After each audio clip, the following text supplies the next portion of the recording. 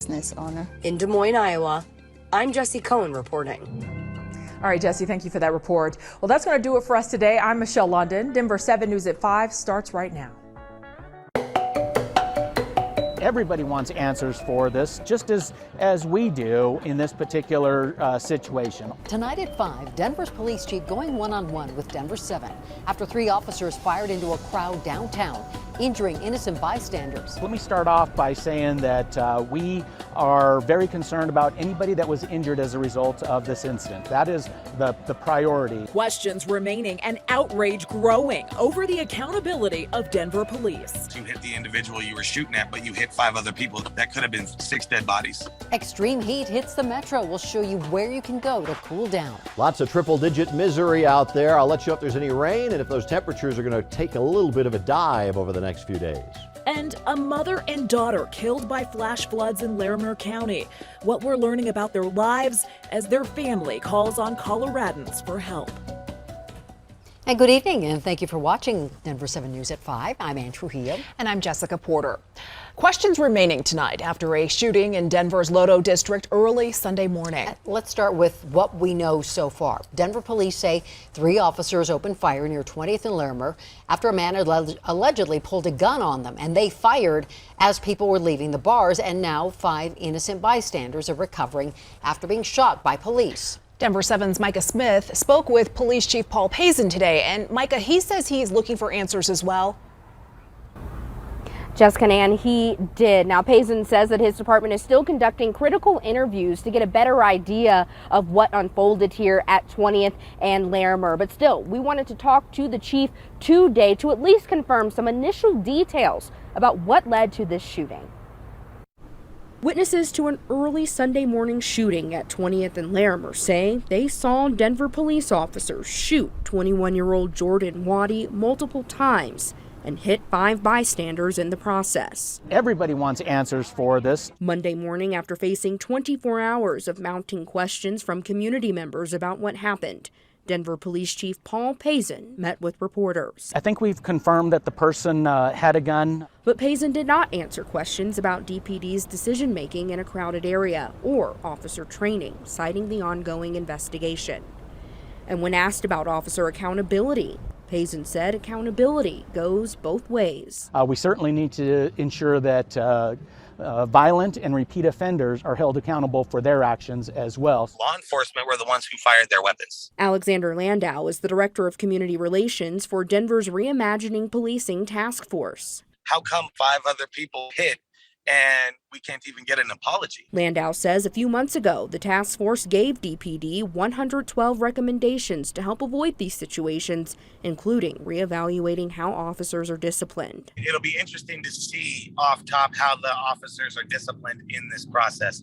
Will the officers be deemed to have violated some level of the excessive force policy? But Landau says in this case, it appears multiple people were at fault. Obviously, the individuals who were in the altercation, the individual who allegedly wielded a gun at officers for shooting the individual the way that they did, hitting the bystanders. Landau says this is an opportunity for DPD and the community to have a conversation about how to create a safer nightlife in lower downtown. But that conversation should start with DPD admitting something went terribly wrong this past weekend.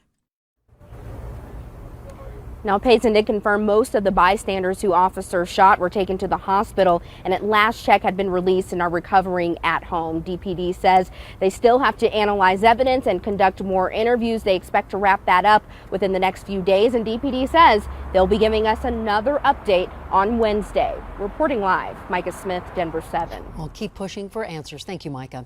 And the Sunday shooting is the 3rd time in a week that Denver police officers shot someone. An officer on Friday shot and killed a man who authorities say was stabbing his partner.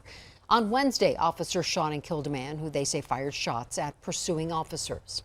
A recently passed state law could be used to sue the DPD officers involved in the shooting. Colorado became the first state in the U.S. to pass police accountability reforms after the death of George Floyd. The state got rid of qualified immunity for officers who act unlawfully. This means officers can face individual civil lawsuits. Part of the reform also banned things like chokeholds and required police put new use of force rules into effect. Officers who interact with the public also have to wear body cameras or have a dash camera by 2023.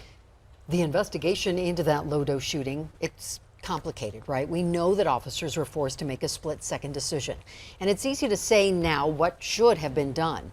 Chief investigative reporter Tony Kovaleski takes a deeper dive into what goes into the policies in place and how the investigation is taking shape. And we'll have that coming up on Denver 7 News at 6. We're learning new information tonight about the deadly mall shooting in Indiana that killed 3 people and wounded 2 others Sunday. Greenwood police say 20-year-old Jonathan Sapirman, armed with a high-powered rifle he purchased last year, opened fire at a food court. And police say he was shot and killed by a 22-year-old. His name was Elijah Dickens, who they say had no police training and no military background. The suspect's motive remains under investigation. After weeks of investigation, the Texas House Committee releasing a damning 77-page preliminary report on law enforcement's response during the Uvalde Elementary shooting, finding egregious, poor decision-making on all levels. The report found law enforcement responders failed to adhere to their active shooter training, and they failed to prioritize saving the lives of innocent victims over their own safety. Texas Department of Public Safety has now announced an investigation into their own officers' conduct who were on site that day of the shooting. They will be looking to see if there were any violations of policy, law, or doctrine, and where the department can make improvements. An update now to the plane crash in Left Hand Canyon Sunday. An FAA report confirms 4 people died, including the pilot and 3 passengers. The crash happened just before 10 a.m. Sunday and caused a small wildfire. The FAA and National Transportation Safety Board are investigating the cause, which is still unknown at this time. The Boulder County Coroner's Office is working to determine the victims' identities as well. We now know the names of the mother and her young daughter who were killed in a flood in Larimer County Friday night. Denver 7's Jason Grenauer is live in our newsroom with all these new details. Jason? Yes, and it was a camping trip that took a tragic turn. Lisa Schilling, a 4th grade teacher in Jefferson County, and her 12-year-old daughter, Liliana Arguello, were killed when those floodwaters came in fast on Friday night. The Jefferson County School District confirmed that in a statement late this afternoon.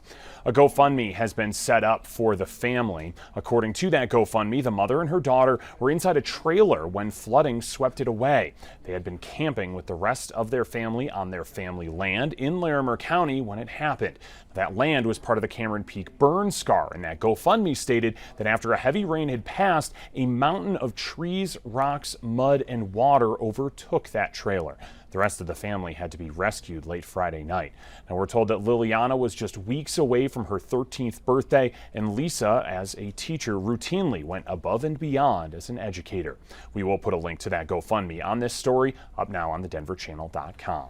Live in the newsroom, I'm Jason Grenauer, Denver 7. Very tragic. Thank you, Jason. Well, dry today and a hot one in Denver. We set a new record for highest temperature for the 4th 100-degree day of the year. Chief Meteorologist Mike Nelson in now with this Weather Action Day. Hi, Mike. Hey, this has been a real sizzler on the Eastern Plains. All the numbers that you see over northeast Colorado, new records for today. Fort Collins and Greeley and Sterling all at 104, 106 at Ray, 100 here in Denver. Right now it is cooled slightly to 95 in Denver. Notice it's down to 88 in Greeley, and that's because we do have a few little high-based gusty thunderstorms showing up across the Front Range. They don't amount to much, but they are helping to drop the temperatures briefly in a few spots. Unfortunately, they're not dropping much more. There's only a limited amount of rain coming out of these, mostly lightning and gusty winds. That's about what we're going to see for tonight. So the weather headlines are going to keep on staying hot. The heat sticks to us. Isolated storms in the afternoon, evening, but little meaningful moisture for the rest of the week.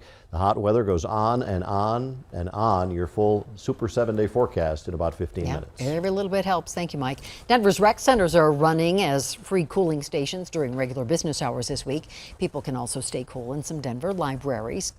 Now, their hours vary, so be sure and check the city's website before you head out there. And you can track the temperatures and get 24/7 Colorado weather updates and live radar on your TV. All you have to do is download the free Denver 7 Plus app on your favorite streaming device. A former Trump advisor finally gets his day in court after evading subpoenas from Congress. And Colorado's Republican candidate for governor announces her running mate. But is his recent firing more than voters bargained for? Plus, she can't put a price on helping your pet, but your vet can. They told me that it was going to be like $1,200, and I was like, I do not have that. How one shelter is saving families from the burden of debt and making sure this dog has his day. I don't know what I would have done.